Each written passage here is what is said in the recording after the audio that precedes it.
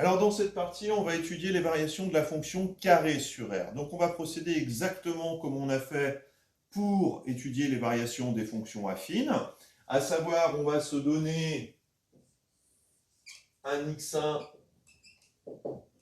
plus petit que x2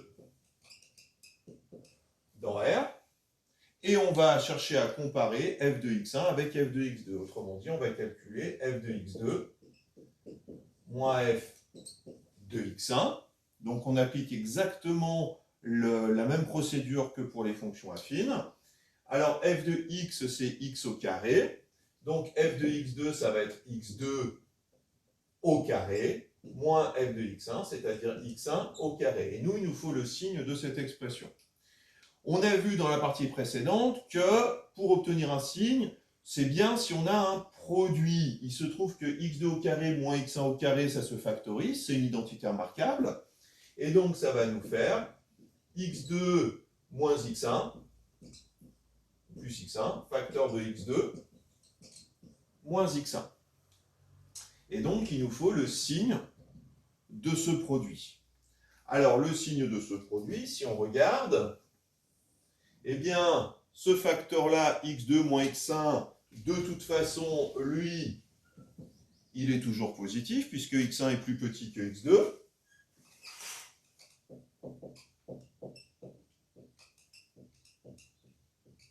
D'accord, encore une fois, on se rappelle que c'est notre hypothèse principale, x1 plus petit que x2. Et puis maintenant, eh bien, il faut s'intéresser au signe de x2 plus x1, x1 plus x2. Eh bien, de deux choses l'une. Soit x1 et x2 sont tous les deux positifs.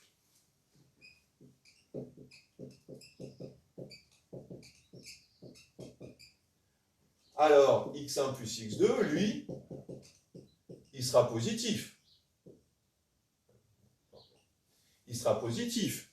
Pourquoi? Parce que c'est une somme de deux nombres positifs. Conclusion, si on a ici un produit de deux nombres positifs, le résultat est positif. Et donc, ce produit-là, qui n'est rien d'autre que f de x2 moins f de x1, ce sera un nombre positif. C'est-à-dire f de x1 plus petit que f de x2. Ça, comme c'est vrai lorsque les deux nombres x1 et x2 sont positifs, eh bien ça nous permet de conclure que la fonction carré va être croissante sur 0 plus l'infini.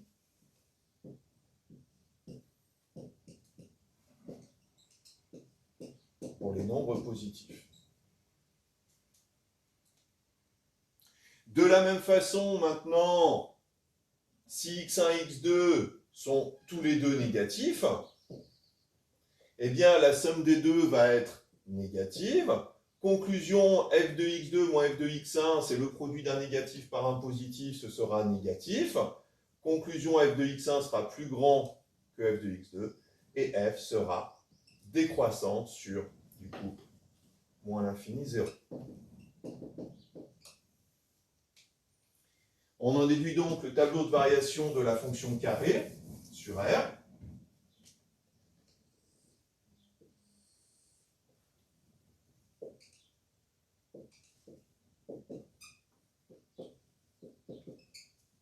Donc on a dit que sur 0 plus l'infini, cette fonction carrée était croissante, et sur moins l'infini 0, qu'elle était décroissante. Il se trouve que 0 au carré, ça fait 0, et voilà mon tableau de variation.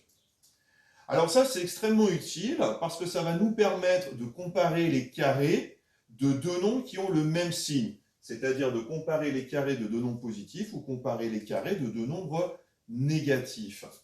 Par exemple,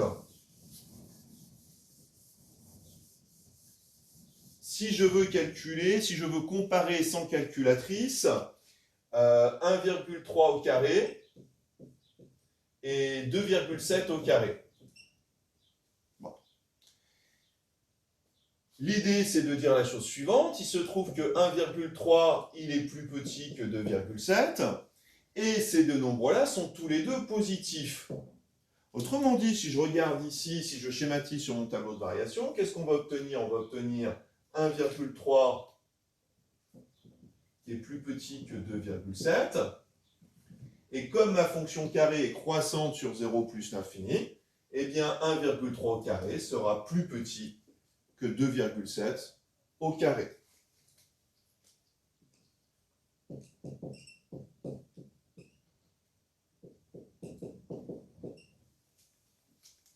Dans la mesure où ma fonction est croissante, ma fonction carrée est croissante sur 0 plus l'infini, les carrés des nombres sont rangés dans le même ordre.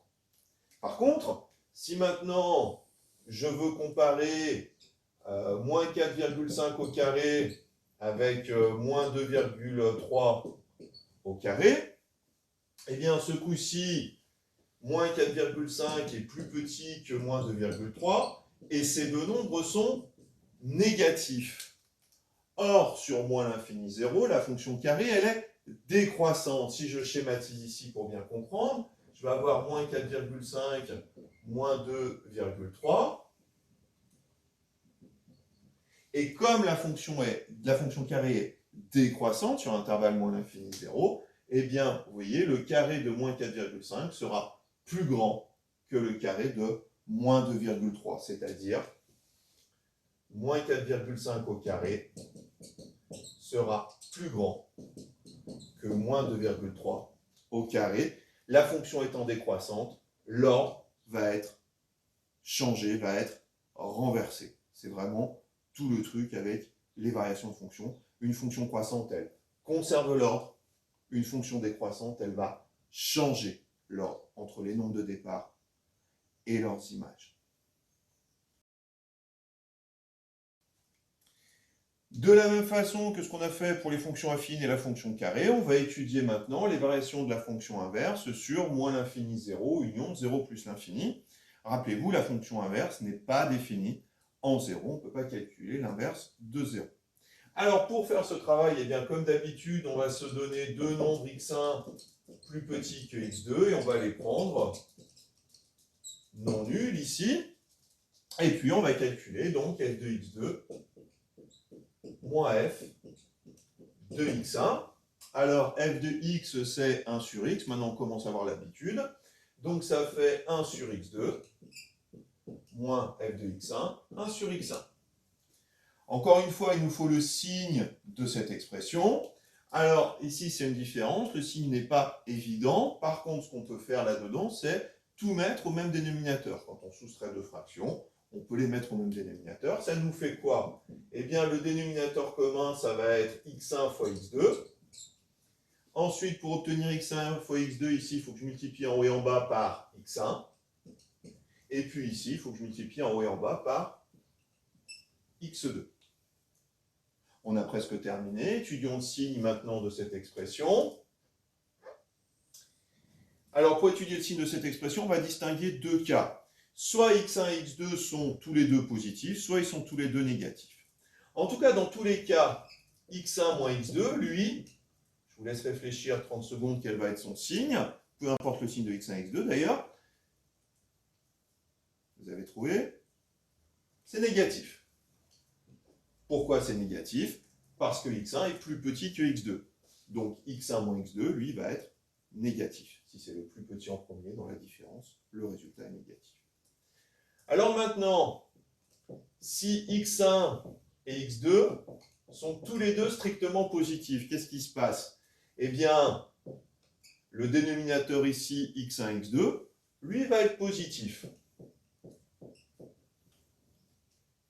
Conclusion, dans cette fraction, en haut, c'est négatif.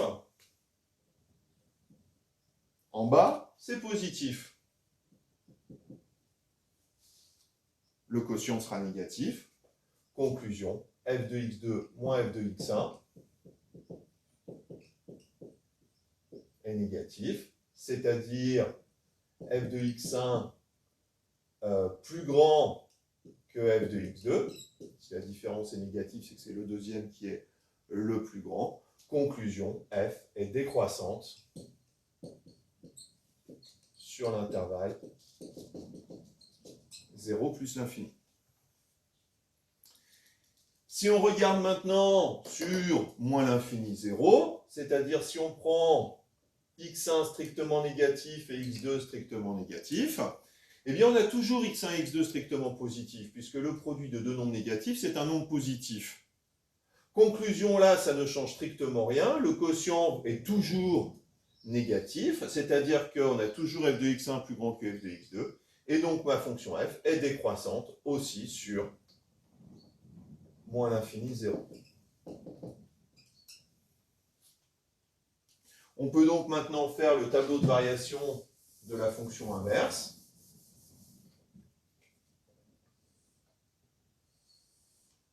X 1 sur x.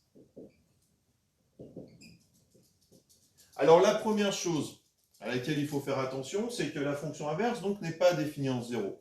Et bien ça, dans le tableau de variation, ça va se matérialiser toujours de la même façon. On va le matérialiser ça en mettant une double barre ici. Cette double barre, elle signifie que cette valeur-là, elle est interdite dans le calcul de 1 sur x. Attention à ne pas l'oublier. Et puis on a dit que sur 0 plus l'infini, la fonction inverse était décroissante, et sur moins l'infini 0, elle est aussi décroissante. Voilà son tableau de variation.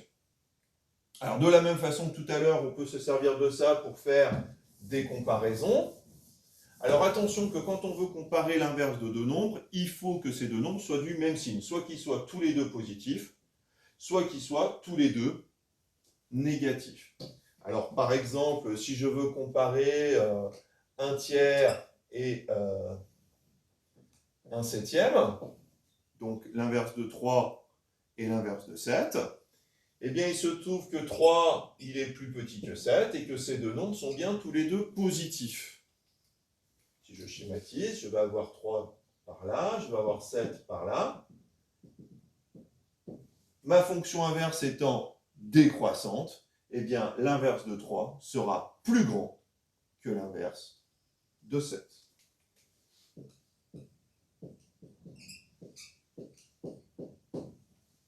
D'accord ? Notez bien ici, encore une fois, qu'on a changé le sens de l'inégalité, puisque la fonction inverse est décroissante. Intuitivement, ça se comprend relativement bien, cette chose-là, si on l'interprète en termes de partage. 1/3, concrètement, à quoi ça correspond? J'ai un gâteau que je partage entre 3 personnes. 1/7, j'ai un gâteau que je partage entre 7 personnes. Autrement dit, moins je vais avoir de personnes, et plus je vais avoir de gâteaux. Quand on y pense, c'est relativement évident. Plus le dénominateur va être grand, plus l'inverse va être petit, plus la fraction va être petite. Plus j'ai de monde, moins j'ai de gâteaux. Bien, et pour terminer, on va étudier les variations donc, de la fonction racine carrée sur 0 plus l'infini. Donc, on va se donner, comme d'habitude, un x1 plus petit que x2. x1 et x2 maintenant étant tous les deux positifs. Et on va calculer donc f de x2 moins f de x1. Alors f de x, c'est racine de x, donc f de x2, ce sera racine carrée de x2, f de x1, racine de x1. Bon. Là, maintenant, on cherche à comparer ces deux nombres. Alors là, il y a une petite astuce de calcul qui n'est pas évidente. Ce qu'on va faire, et ça, il faut l'avoir vu une fois, ça ne s'invente pas, c'est qu'on va imaginer que ça, c'est une fraction, donc sur 1, et on va multiplier en haut et en bas par ce qu'on appelle la quantité conjuguée. La quantité conjuguée, qu'est-ce que c'est? Eh bien, c'est cette expression dans laquelle on a changé le moins en plus. Alors, ça peut paraître un petit peu artificiel, vous allez voir qu'au final, ça permet d'aboutir. Autrement dit, j'ai racine de x2 moins racine de x1, et donc, on va multiplier en haut et en bas par racine de x2 plus racine de x1.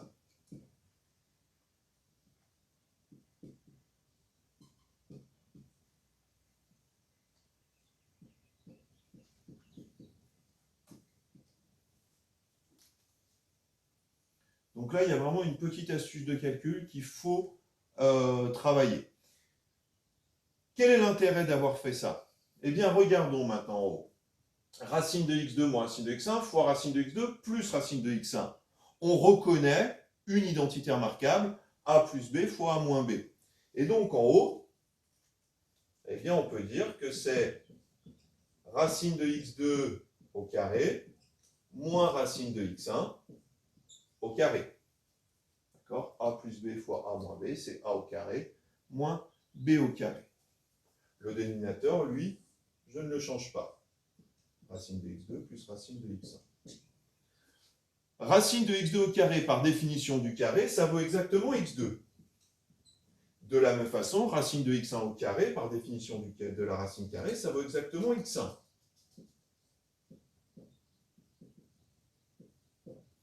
Eh bien voilà. Voilà le calcul. Regardons maintenant le signe de cette expression.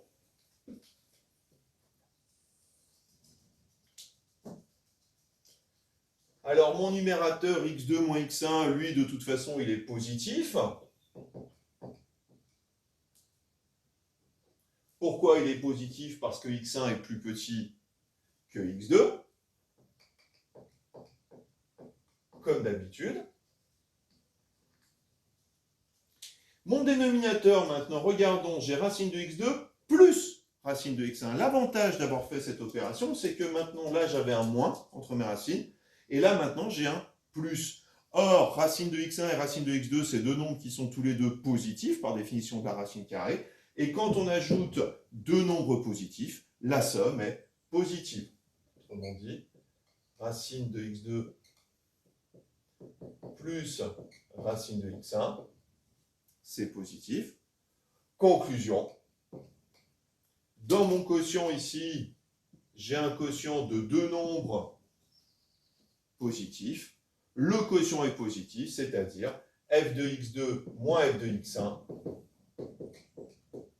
est positif, c'est-à-dire f de x1 est plus petit que f de x2.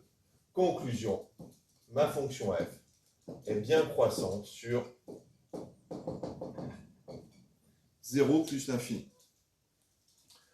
On en déduit du coup le tableau de variation de la fonction racine carrée.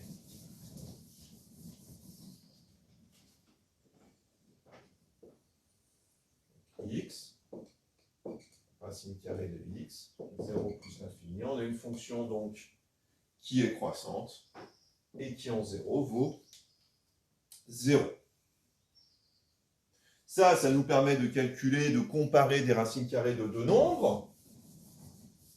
Par exemple, si je veux comparer racine de 3,7 avec racine de 5,2, des nombres qui sont un petit peu compliqués, eh bien, j'utilise le fait que 3,7 est plus petit que 5,2.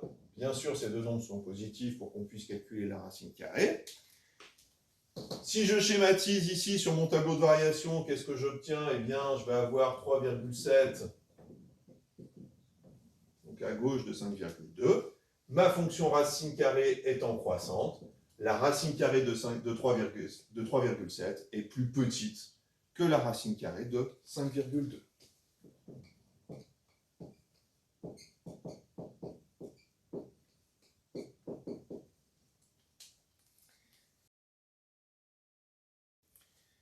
Donc, pour conclure sur cette partie, on a vu donc les variations de la fonction carrée, les variations de la fonction inverse et les variations de la fonction racine carrée.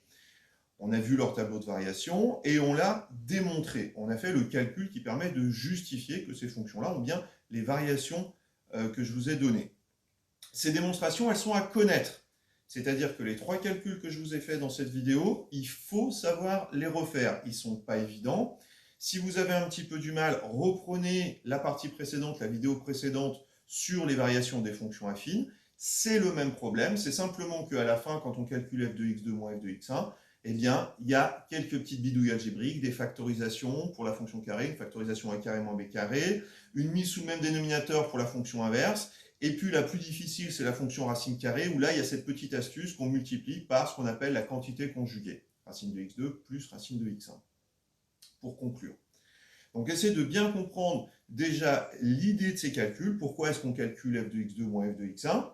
essayez de comprendre la méthode qu'on utilise pour transformer l'écriture, la factoriser, la simplifier d'une certaine façon, et puis comment on fait pour conclure.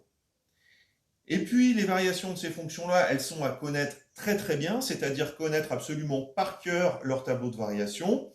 Pour retenir ces tableaux de variation, vous pouvez imaginer la courbe dans votre tête. Si vous avez un petit peu du mal, si c'est un petit peu abstrait les tableaux de variation, imaginez la courbe. Par exemple, pour la fonction carré, donc on imagine la parabole. D'accord ? Si on a la courbe de la fonction carré en tête, eh bien, on imagine donc sa courbe donc qui est une parabole. Et si on imagine la courbe, eh bien, on arrive à visualiser que ma fonction carrée va être décroissante sur moins l'infini 0, puis croissante sur 0 plus l'infini. D'accord ? Donc, n'hésitez pas aussi, pour retenir ces tableaux de variation, à imaginer la courbe. Et d'ailleurs, vous pouvez les retrouver en traçant la courbe sur votre calculatrice si jamais vous avez des doutes. Pour mémoire, pour la fonction carrée, c'est une parabole. Pour la fonction inverse, c'est une hyperbole. Rappelez-vous, il y a deux branches. Je vous renvoie au cours précédent sur les fonctions. Et pour la fonction racine carrée, c'est la demi-parabole. C'est pareil, reprenez le cours sur les fonctions, le cours précédent sur les fonctions. Donc, il faut connaître ces tableaux de variation et il faut savoir les utiliser pour comparer, pour résoudre des inéquations. On va en faire en exercice, vous allez voir, pour comparer des carrés, comparer des inverses, comparer des racines carrées. Voilà. Eh bien, en espérant que c'était clair, ce chapitre, cette vidéo est relativement difficile. Je vous conseille de la regarder plusieurs fois, de mettre sur pause et surtout de le faire avec un papier et un crayon, c'est-à-dire refaire au fur et à mesure les calculs. Le détail des calculs donc, est dans le polycom de cours, donc n'hésitez pas à les retravailler. Encore une fois, c'est des calculs qu'il faut savoir faire.